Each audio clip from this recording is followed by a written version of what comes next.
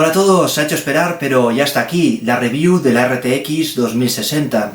Aunque voy a dividir esta review en dos vídeos enfocados de forma diferente. En este vídeo vamos a comparar esta gráfica con otras gráficas, en concreto con la GTX 1080 para ver cómo de potente es. Pero creo que simplemente ver porcentaje respecto a otras gráficas no es suficiente para conocer una tarjeta gráfica. Así que subiré también otro vídeo donde probaremos esta gráfica en un montón de juegos y veremos qué FPS da a 1080p, a 2K, a 4K, y vamos a ver un poco con qué calidad se puede jugar, a qué FPS y todo eso. Vamos, que en este vídeo vamos a ver dónde se sitúa esta gráfica respecto a otras tarjetas gráficas, y en el siguiente vídeo vamos a ver un poquito qué podéis esperar si os compráis esta gráfica. Esta 2060 cambia por completo la gama acabada en 60, porque esta gama da un salto tanto en rendimiento como en precio. Tenemos una gráfica que está muy cerca en rendimiento de sus hermanas mayores. Sin embargo, su precio también asciende hasta los 360 euros. Es decir, que la gama 60 se sale de la gama media y pasa a ser un intermedio entre la gama media y la gama alta. Así que bueno, vamos a ver cómo han sentado estos cambios a esta 2060 y si merece la pena. ¡Empezamos!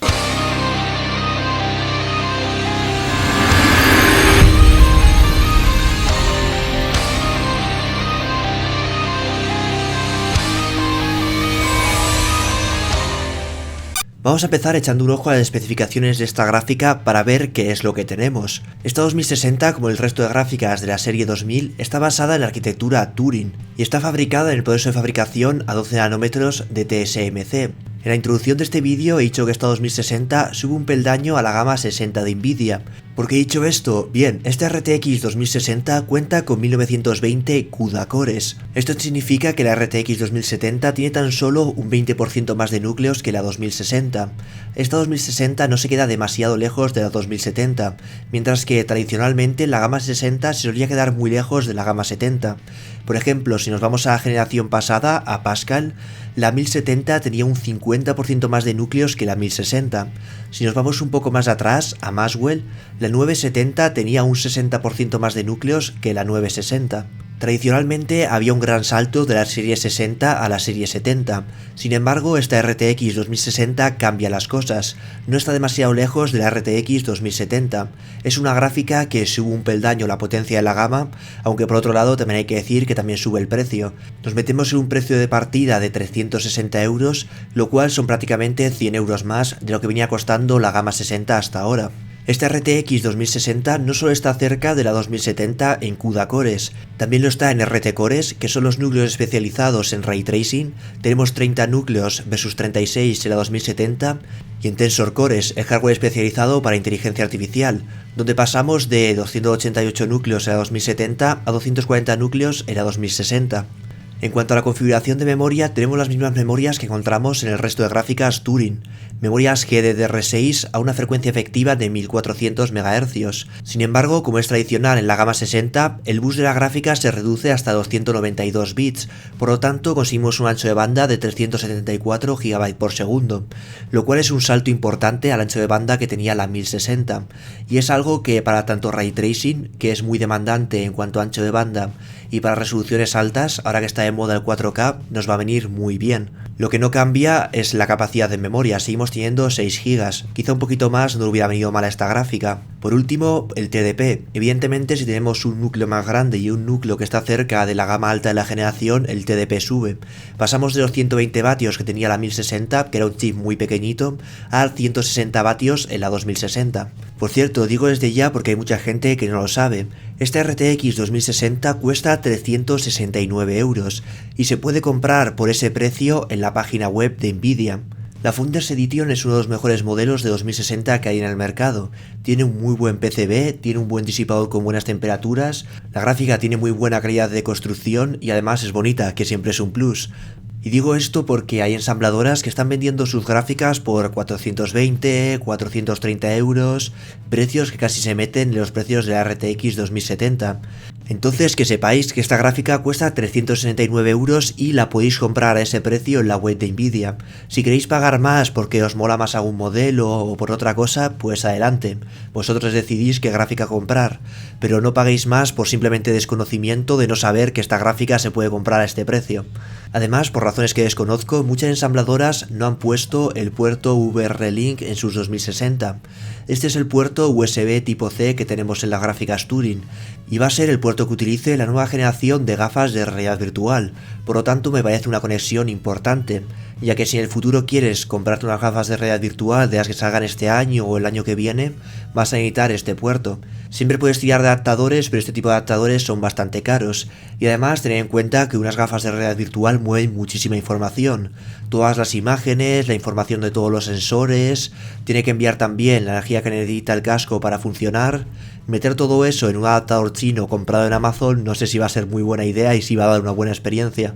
Así que teniendo la Founders, que es una buena gráfica, es la más barata y trae este puerto, pues ¿qué queréis que os diga? Me parece la mejor opción dentro de todas las RTX 2060 que hay en el mercado ahora mismo. Y bueno, quería deciros esto desde ya porque si digo al final del vídeo va a pasar desapercibido y lo van a ver 4 personas. Ahora sí, vamos a pasar con los benchmark. Vamos a dividir esta sección en 3 partes. Vamos a empezar primero con algunos benchmarks sintéticos para ver la potencia bruta de la gráfica. Después vamos a pasar a benchmark en juegos, donde vamos a comparar la 2060 con la GTX 1080. Y por último vamos a probar las tecnologías que incluye la arquitectura Turing, en concreto RTX, DLSS y variable shading. Las pruebas se han realizado con un i7 8700K overclockeado a 5 GHz, usando la placa base Z390 Asus Maximus 11 y las memorias RAM G-Skill Royal, dos módulos de 8 GB trabajando a 3200 MHz CL16. Esta 2060 Founders Edition viene de fábrica a 1680 MHz, una frecuencia que aunque luego la tecnología BUS la vaya a subir todavía más, me parece un poco baja para ser una gráfica Turing, así que también quería probarla a frecuencias un poquito más altas, que es más o menos a las frecuencias que vienen en las gráficas de las ensambladoras. Así que lo que decidí hacer fue un overclock que cualquier persona puede hacer con simplemente un clic. Nvidia junto a la arquitectura Turing lanzó la utilidad OC Scanner, que lo que hace es ir pasando pruebas a la gráfica para ver si es estable y va poquito a poco subiendo la frecuencia de la gráfica. De esta forma consigue bloquear tu gráfica hasta las máximas frecuencias en las que sea estable. Esta tecnología la implementan tanto MSI Afterburner como EVGA Precision X. Sin embargo, MSI Afterburner cuando hice las pruebas todavía no soportaba la 2060 y no me dejaba utilizar OC Scanner, así que utilicé la aplicación de EVGA. No toqué para nada los voltajes ni la temperatura límite de la gráfica, lo único que hice fue subir el Power Target, que lo subí un 19%, que es lo máximo que dejaba, y esto lo que hace es permitir a la gráfica que consuma un poquito más. Si vamos a subir las frecuencias, pues la gráfica va a consumir un poquito más y necesita un poquito más de margen. Así que una vez subido el Power Target le di al OC Scanner y la verdad es que esta gráfica overclockea muy bien, cosa que siempre suele pasar con los chips pequeños. OC Scanner consiguió subir la frecuencia en 154 MHz, lo cual significa que en juegos tendremos unas frecuencias reales de unos 2040 MHz más o menos. Oscila un poco dependiendo la temperatura, la carga de la gráfica y todo eso. El bus de Nvidia depende de muchas variables, pero más o menos por ahí se mueve la frecuencia. Así que he probado estas dos configuraciones, la gráfica de fábrica y la gráfica overclockeada mediante OC Scanner, que es simplemente dar un clic en un programa y cualquier persona sin tener absolutamente idea de overclock puede hacerlo sin ningún riesgo. La GTX 1080 contra la que vamos a comparar esta RTX 2060 Founders Edition es el modelo Strix OC de Asus. Tened en cuenta que es una de las 1080 que viene a frecuencias más altas de fábrica.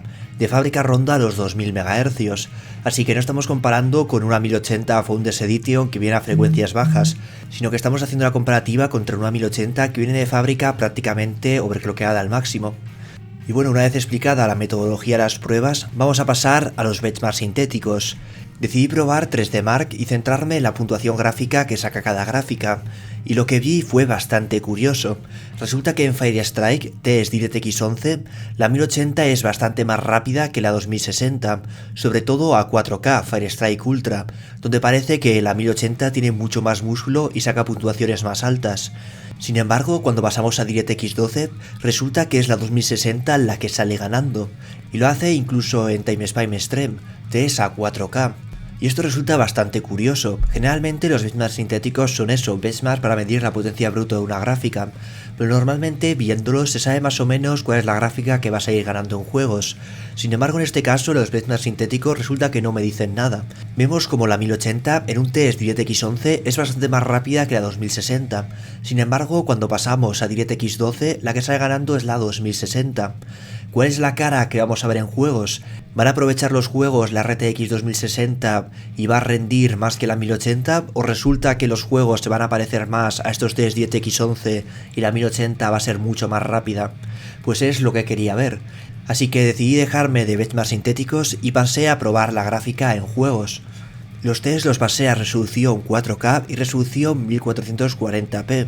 No pasé los tests a resolución 1080p por una cosa muy sencilla, y es que cuando hablamos de gráficas tan potentes, a 1080p lo que suele ocurrir es que el factor limitante es el procesador. A 1080p estas gráficas son capaces de dar ya tantos FPS que en muchos casos el procesador no es capaz de hacer las llamadas de dibujados suficientes para que la gráfica trabaje al 100%. Vamos, se produce lo que conocemos como cuello de botella. Y entonces lo que estamos haciendo es una prueba de rendimiento al procesador en vez de la tarjeta gráfica. Por eso con gráficas tan potentes siempre pruebo la resolución 1440p y la resolución 4K. Vamos a empezar por Battlefield 1, todo en ultra. Y ahora estáis viendo la 2060 de stock, la 2060 overclockeada con OC Scanner, como os he dicho al principio, y la 1080 Strix OC, que viene a frecuencias bastante altas de fábrica. Y como veis, la 2060 no se queda muy lejos de la 1080.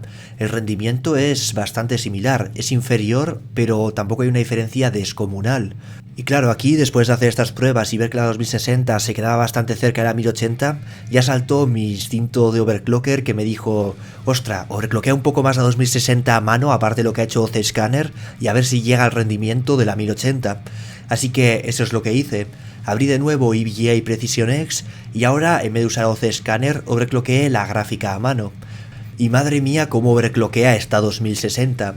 Pude poner el núcleo en más 175, que como vais a ver ahora, resultan unas frecuencias efectivas de entre 2100 y 2130 MHz, frecuencias muy altas, y las memorias subieron hasta más 800 MHz.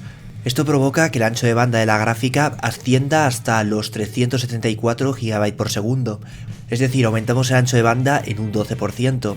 Por último, también puse el perfil de ventiladores en agresivo, ya que las temperaturas juegan un factor fundamental en las frecuencias a las que trabajan las gráficas Nvidia. Con todo esto resulta que la 2060 es capaz de igualar el rendimiento de la 1080. Y sí, estamos comparando una 2060 overclockeada contra una 1080 de stock, pero estamos hablando de una 1080 Strix OC que viene con un overclock muy alto de fábrica. A esa gráfica con overclock manual poco se le podía rascar, ya venía a frecuencias muy altas, así que un rendimiento sorprendentemente bueno por parte de la 2060. Pero bueno, llega ahora el momento de pasar a 4K. ¿Tiene la 2060 el mismo músculo que la 1080 a esta resolución? Y la respuesta es que la 2060 tira muy bien a esta resolución. De nuevo, tanto esto como con el overclock mediante OC Scanner no se queda muy lejos del rendimiento de la 1080, y cuando lo overclockeamos de forma manual podemos ver cómo su rendimiento se empareja con el de la 1080. Así que ahí andan las dos gráficas, tienen un rendimiento bastante semejante. Pasamos ahora al juego GTA V. De nuevo todo en ultra, excepto las opciones de gráficos avanzados, que esas las he desactivado. Empezamos por la resolución 1440p. Ahora ya voy a poner la gráfica de stock con el overclock mediante OC Scanner y con el overclock manual junto con la 1080. Y de nuevo podemos ver rendimientos bastante parejos. La 1080 tira un poquito más, pero la diferencia es bastante pequeña, en especial con la 2060 overclockeada de forma manual. Ahí andan bastante emparejadas y dan unos FPS bastante similares. Y a 4K, que podría ser donde la 2060 se quedase un poco atrás, no ocurre. La 2060 sigue manteniendo un muy buen rendimiento y sigue estando ahí a la par con la 1080. Quizá en este caso sí que rinde un poco más la 1080, porque en ningún momento cae por debajo de 60 FPS, mientras que la 2060 overclockeada al máximo hay un momento que da ahí 58 y por ahí, pero es que ahí andan. Hay una diferencia de 2-3 FPS, algo que puedes ver mediante un programa como Afterburner, pero que es inapreciable. Y además este benchmark es un poco variable, no pasa siempre exactamente lo mismo. Así que a nada que en uno aparezca un coche más o un coche menos, ya modifica esos 2 FPS de diferencia que hay entre esas dos gráficas. Y pasamos ahora a un juego similar pero más demandante, Watch Dogs 2. Este es un juego que es básicamente un destruye gráficas. Y curiosamente, este es uno de los juegos donde sí que la 1080 saca un poco de ventaja a la 2060. Vamos a empezar a la resolución 1440p con la configuración en Ultra. Y como veis aquí la 1080 sí que saca algo de ventaja. La diferencia no es descomunal, no es de 20 FPS, que rinda al doble o algo por el estilo, pero sí que se ve que la 1080 tiene algo más de músculo. A resolución 4K pasa algo parecido. En este caso, la 2060 overclockada manualmente con el overclock a las memorias tiene más ancho de banda y sí que consigue más o menos acercarse bastante a la 1080. Sin embargo, cuando comparamos la 1080 contra la 2060 de stock sí que se ve claramente que la 1080 tira más, pero de nuevo es una 1080 a frecuencias muy altas contra un 2060 a frecuencias de stock. Y por último vamos a probar Rise of the Tomb Raider usando la Pi X12 con todo en ultra resolución 1440p. Y lo que podemos ver en este juego es que si comparamos la 1080 contra la 2060 de stock o con el overclock mediante 12 scanner, se ve que la 1080 tira más que la 2060. Sin embargo, la 2060 con el overclock manual, ahí sí que se queda bastante cerca de la 1080. De hecho, en una de las escenas la supera. En el caso de este juego no hay resolución 4K porque nunca me ha dejado poner este juego a 4K, no sé qué narices le pasa con mi PC, están enfadados o algo el juego en mi PC. Y bueno, no hubiera estado mal haber tenido alguna prueba más con algún juego más actual y tal, pero las pruebas a la 1080 las pasé antes de venderla porque era mi gráfica y la vendí para comprar la 2080, así que es lo que tenía guardado de esa gráfica. Sin embargo, creo que está bastante bien para hacerse una idea del rendimiento de esta 2060, y la verdad es que a mí me ha sorprendido porque el rendimiento es muy bueno. Con overclock ahí andan, la 2060 se queda muy cerquita de la 1080 y tiene un rendimiento prácticamente idéntico. Sin overclock pues se queda un poco más atrás, pero ya os digo, la 1080 venía a frecuencias muy altas y si comparásemos la 2060 Founders Edition contra la 1080 Founders Edition, ambas de stock, seguramente rendirían bastante parecido. Por lo tanto, quizá la comparativa más justa es la de 2060 con overclock contra esta 1080 Strix OC. Y bueno, luego hablaremos más de esto en las conclusiones, pero el rendimiento es bastante bueno y desde luego es la mejor Turing que ha salido hasta ahora. Esta gráfica sí aporta algo nuevo al mercado, no es simplemente como la 2080 que rinde como una 1080 Ti costando lo mismo. En este caso esta 2060 rinde como una 1080 costando bastante menos, así que desde ese punto de vista está bastante bien y desde luego es la mejor Turing que ha salido hasta el momento. Luego en las conclusiones hablaremos más de ello, porque ahora toca pasar a analizar las nuevas tecnologías que ha incluido la arquitectura Turing y ver cómo se mueven en esta 2060. La primera y desde luego la tecnología a la que más marketing se ha hecho y que más ha llamado la atención es RTX. De momento ya hemos visto que RTX no es que destaque por su buen rendimiento, entonces tenía la duda de si esta 2060 iba a ser suficientemente potente como para mover RTX decentemente, y la respuesta es que por el momento no. Si ponemos el juego a 1080p con todo en ultra incluido RTX en ultra y nos vamos al mapa de Rotterdam, que es el mapa que más agua tiene, más charquitos tiene y donde evidentemente debido a esto vamos a jugar con menos FPS cuando activemos RTX, lo que podemos ver es que esta 2060 aporta un rendimiento muy pobre, unos 40 FPS, y estamos hablando de la resolución 1080p. En pleno 2019, que una gráfica de 350 euros de 40 FPS a 1080p evidentemente no es aceptable, este rendimiento es muy malo.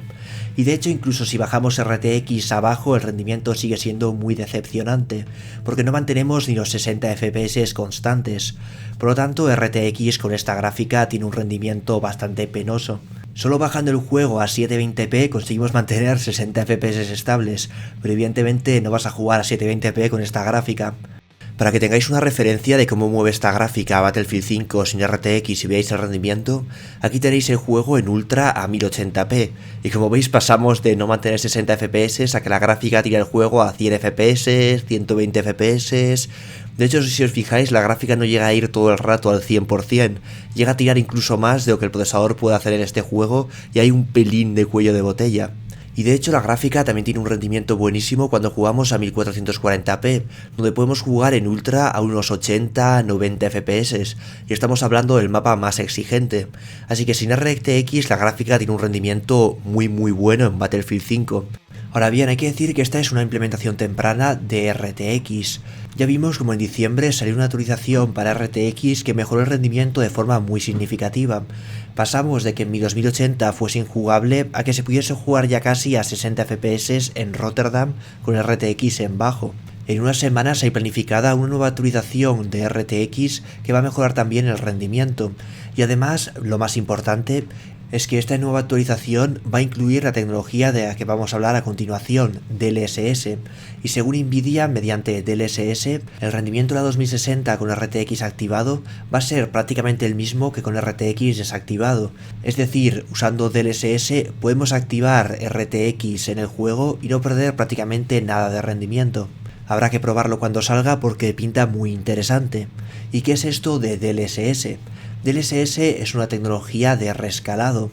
La idea es bastante sencilla. Si estás jugando, por ejemplo, a 4K, lo que hace DLSS es renderizar una resolución inferior, por ejemplo, 1440p, más o menos la mitad de píxeles. Por lo tanto, el rendimiento es mucho más alto, consigues muchos más FPS. Y después lo que se hace es rescalar esa imagen a 4K. En el caso de DLSS, el rescalado se hace mediante inteligencia artificial. Para cada juego en específico se entrena una red neuronal que aprende a rescalar imágenes. A esta red neuronal le puedes dar una imagen a la que le faltan píxeles y aprende a rellenar esos píxeles. Por lo tanto, tú puedes coger esa imagen que has renderizado a 1440p, escalarla a 4K, dejar los píxeles que te faltan en negro y decirle a la red neuronal, calcúlame todos estos píxeles que faltan. Y la red neuronal lo que va a hacer es calcularlos. Por lo tanto, conseguimos un rescalado y conseguimos poder renderizar a 1440p, pero que la imagen final esté a 4K. Vamos a probar DLSS en el único juego que lo implementa por ahora, Final Fantasy XV, para ver cuál es el rendimiento que nos aporta esta tecnología. Aquí estáis viendo el juego a 4K con DLSS, sin anti-aliasing y con el anti-aliasing TAA, y la opción que más rendimiento nos aporta es DLSS. El juego a 4K sin anti-aliasing también nos da un rendimiento no demasiado lejano al juego con DLSS, sin embargo se nota que se ve peor, sobre todo objetos pequeños al no tener anti-aliasing se ven como un poco más pixelados, menos definidos, por lo tanto DLSS nos está dando más rendimiento y encima mejor calidad de imagen. Respecto a TAA hay un poco de dudas, porque hay algunas cosas que con DLSS se ven mejor y algunas cosas como objetos lejanos que con TAA se ven un poquito mejor, así que no hay un ganador realmente claro. Pero en lo que sí que hay un ganador claro es en rendimiento. DLSS nos está ofreciendo un rendimiento muy superior. Estamos hablando de un 25% extra de rendimiento. Si antes estábamos más o menos a la par de la 1080, con este 25% extra de rendimiento estamos a más de medio camino de una 1080 Ti. Es una mejora de rendimiento muy importante. RTX y DLSS son las tecnologías de las que más se ha hablado, pero hay otras dos tecnologías también muy interesantes. La primera es Variable Shading. Esta tecnología lo que nos permite es dividir la imagen en zonas y renderizar cada una de estas zonas con una calidad diferente. Es decir, podemos decir que zonas más complejas, como una zona con una máquina con un montón de botones, se renderice a mejor calidad y una zona donde solo hay un pasillo vacío se renderice a menor calidad.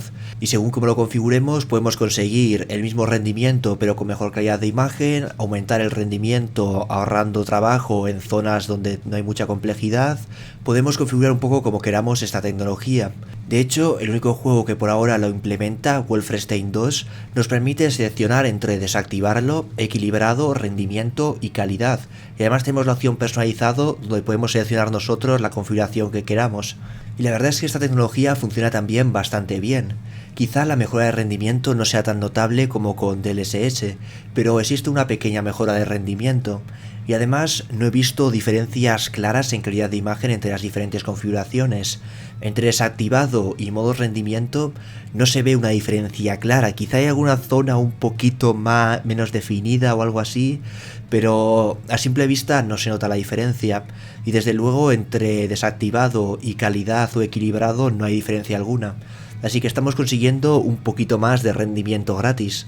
Sin embargo, creo que la utilidad más interesante de esta tecnología es la realidad virtual. Porque si ponemos un tracking para los ojos en los casos de realidad virtual, podemos saber a dónde está mirando el usuario en cada momento.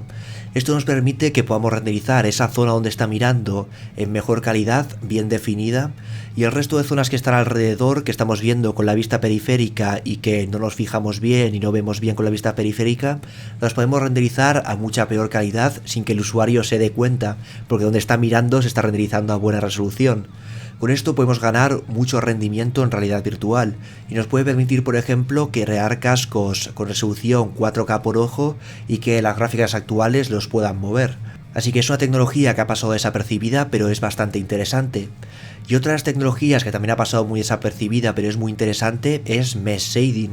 Esta tecnología lo que nos permite es renderizar los objetos con diferentes calidades según la posición en la que estén respecto a nosotros. Esto es algo que se suele hacer en muchos juegos. Por ejemplo, en típicos juegos de mundo abierto donde ves un coche acercándose y de repente hace plop y se transforma como en un coche HD, que es lo que llamamos popping, y es un efecto que mola muy poco. Sin embargo, Mesh Shading hace esta transición de forma progresiva, no hace el típico popping y no ves que de repente los objetos se transformen en HD cuando se acercan. De momento ningún juego la ha implementado, pero sí que tenemos una demo con un montón de asteroides. Abajo podemos ver el número de polígonos que se estarían renderizando de forma normal, y después arriba podéis ver el número de polígonos que se está renderizando usando Mesh Shading, y como veis se reduce muchísimo gracias a reducir la calidad y el número de polígonos de objetos lejanos. Pasamos de una escena que sería imposible renderizar en tiempo real a una escena que sí que podemos renderizar en tiempo real, y de hecho estamos jugando a más de 30 FPS a 1440p con una burrada de asteroides en pantalla. Y lo interesante de todo esto es que te vas moviendo y notas nada de popping. Los asteroides van cambiando su calidad a medida que te acercas a ellos, pero es prácticamente imperceptible. Los que están lejos están en peor calidad, pero como se están renderizando con pocos píxeles a ser pequeños, pues no puedes apreciar la diferencia, y a medida que se acercan, poquito a poco van cambiando y no lo notas. Esto mola un montón porque puede permitir hacer juegos con un montón de objetos en pantalla, y en principio también podría aportar un extra de rendimiento en cualquier juego, porque podemos reducir el número de polígonos en pantalla. Evidentemente, si hay pocos objetos, pues la mejora será menor, pero algo podemos ganar. Y si sumamos lo que ganamos con esto a lo que ganamos con Variable Shading y a lo que ganamos con DLSS, estamos consiguiendo una burrada de rendimiento. Estamos hablando de que una 2060 podría igualar una 1080 Ti o incluso superarla con todas estas mejoras de rendimiento. Así que la arquitectura Turing incluye optimizaciones muy interesantes y que pueden suponer un antes y un después. Eso sí, habrá que ver qué adopción tienen. Por desgracia estamos en un momento en el que todas las desarrolladoras quieren sacar juegos y que estén todos los juegos para allá y lanzar todos los posibles y no dan tiempo a los desarrolladores a prácticamente nada. Entonces, que estas tecnologías se implementen y se estandaricen seguramente cueste un poquillo, pero si se consigue, si Nvidia consigue que esto se meta en los motores gráficos y que la mayoría de juegos AAA utilicen este tipo de tecnologías, la arquitectura Turing va a pegar un salto en rendimiento brutal y esta 2060 va a pasar a rendir mucho más de lo que está rindiendo ahora mismo en relación con gráficas de pasadas generaciones. Pero ojo, con esto hay que ser precavidos porque cuántas veces hemos escuchado hablar de tecnologías milagrosas y que luego al final queden nada. Es muy típico que con cada generación se hable de este tipo de tecnologías y luego al final no se acaben implementando o se queden en el camino. Es posible que no escuchemos hablar nunca más de este tipo de tecnologías y se queden ahí en el aire, o es posible que Nvidia consiga que se implementen bien y que la arquitectura Turing pegue un salto de calidad muy importante. Así que yo en estos casos lo que siempre recomiendo es compra la gráfica mirando lo que hay ahora. Fíjate en el rendimiento que hay ahora, los juegos que hay ahora y cómo funciona la gráfica ahora. No pienses en un futuro idílico en el que se van a implementar un montón de tecnologías y la gráfica va a rendir el doble que una 1080 Ti. Tú si vas a comprar esta gráfica, cómprala por lo que rinde ahora mismo y si luego con el tiempo mejora, pues oye, bienvenidas sean esas mejoras. Pero no compres algo esperando que vaya a mejorar con el tiempo porque luego puede ser que no ocurra. Podéis preguntar, por ejemplo, a los que se compraron la Fury X con las promesas de que se iba a optimizar para esa gráfica y que en el futuro iba a ser la leche. Miraos ahora algún benchmark y mirar dónde está la pobre gráfica. Pero también hay otros casos donde las gráficas sí que han mejorado. Por ejemplo, la 480 de lanzamiento era bastante inferior a la 1060, andaba como un 10% por debajo, y con el paso de los meses acabó igualándola e incluso superándola en algunos casos. Con la serie 900 de Nvidia también pasó algo parecido, con el tiempo fue poco a poco mejorando. La 970 de hecho llegó a alcanzar e incluso superar a la 780 Ti, así que ambos escenarios son posibles, pero a día de hoy no sabemos cuál es el que va a ocurrir, así que compraros la gráfica por lo que hay ahora, no por promesas de futuro. Y bueno, una vez aquí, como siempre, vamos con las conclusiones. ¿Qué me parece esta RTX 2060? Bien, como he dicho al principio, a diferencia de sus hermanas mayores, creo que esta RTX 2060 sí que aporta algo nuevo al mercado. Tenemos una gráfica que está muy cerca o incluso igual al rendimiento de la GTX 1080, pero cuesta 350 euros, mientras que la 1080 o la 1070 Ti que rinde parecido rondan los 500 euros. Así que es una gráfica que nos está dando el rendimiento de una gama superior a un precio inferior. Tampoco es aquí el santo grial, porque en generaciones pasadas hemos visto como la gama 60 nos daba el rendimiento de la gama 80, pero costando 250-300 euros, y esta gráfica cuesta 359 euros, así que no es la mejor gama 60 que hemos visto hasta ahora ni de lejos, pero viendo lo que han sido las Turing de gama alta, podemos entrar en la discusión de si Nvidia ha subido el precio, si Nvidia se ha cargado la gama media y todo eso, pero es una realidad que esta gráfica aporta algo nuevo y que a día de hoy, después de salir esta gráfica al mercado, en el mismo rango de precios puedes comprar una gráfica mejor de lo que había antes de que esta gráfica existiese. Así que desde ese punto de vista es una buena gráfica. Y en general a mí me parece que está bastante bien. Sí, es cara, 359 euros, ha subido el precio de la gama 60. También es verdad que la gama 60 se ha acercado mucho a la gama 70, por lo tanto también ha dado un salto en rendimiento. Y en su rango de precios, los 359 euros, ahora mismo es la mejor gráfica que hay. En este caso no he tenido la oportunidad de probar una Vega 56 para hacer la comparativa, pero viendo los resultados de gente que sí ha podido hacer esta comparativa, la 2060 incluso supera a la Vega 56 holgadamente. Así que ni siquiera esas Vegas que a veces ponen las tiendas en oferta para quitárselas de encima son competencia real de esta 2060. En su rango de precios ahora mismo es lo mejor que hay. ¿Que me hubiera gustado que hubiese salido al precio de la 1060? Evidentemente. ¿Que es una mala gráfica por haber salido más cara? Para nada. Es una gráfica que en su rango de precios es interesante y una buena compra. De hecho, hablando de gráficas nuevas, si tienes 350 euros es la mejor compra que puedes hacer ahora mismo. Y luego también está el tema de las tecnologías que hemos estado probando y de las que hemos hablado en la última parte del vídeo.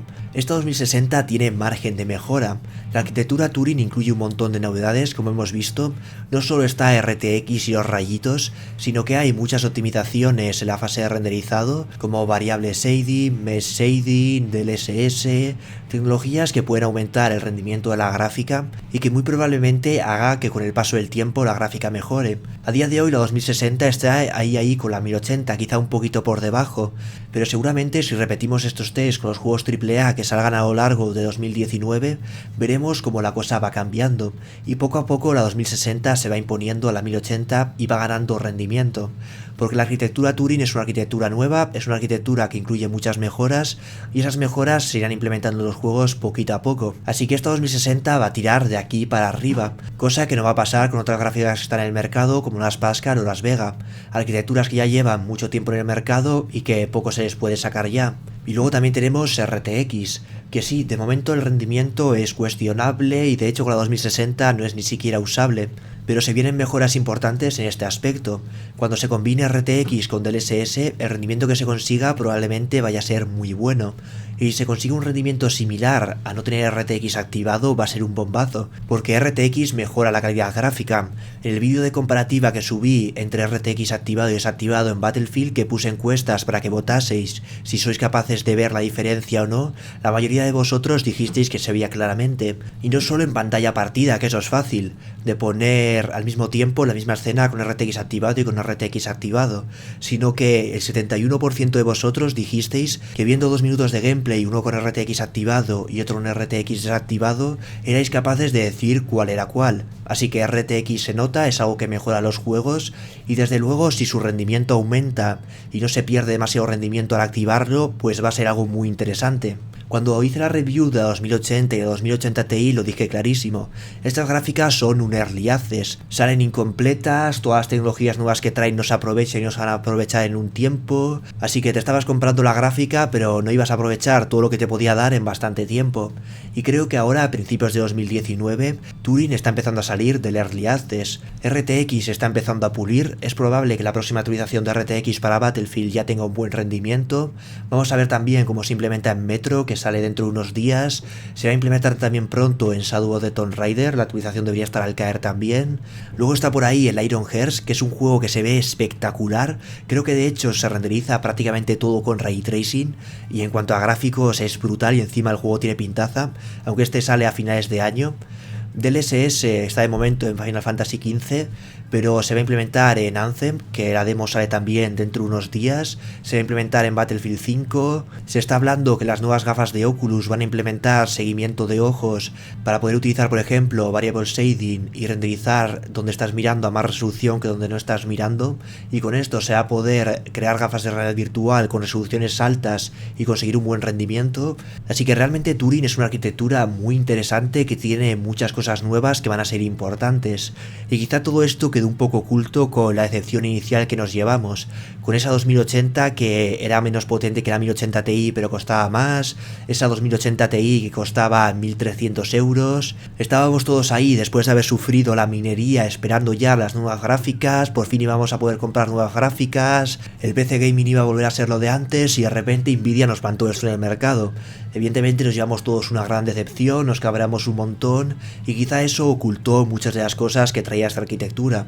No estoy diciendo que la 2080 o la 2080 Ti tengan buenos precios o algo por el estilo, todo lo contrario, sigo manteniendo que la 2080 es una de las peores gráficas que se han lanzado nunca, pero poco a poco Turing va cogiendo forma y esta 2060 está bastante bien. No será la gráfica con mejor calidad-precio de la historia, pero es una buena gráfica, y si durante este año las tecnologías que incluye esta gráfica van implementándose poco a poco en juegos, pues se va a volver una gráfica cada vez más interesante y que cada vez destaque más sobre anteriores generaciones. Y bueno, con esto terminamos esta review. Ha sido una parte de conclusiones bastante larga, pero siempre me gusta aquí daros mi opinión al completo sobre la gráfica y lo que pienso sobre ella.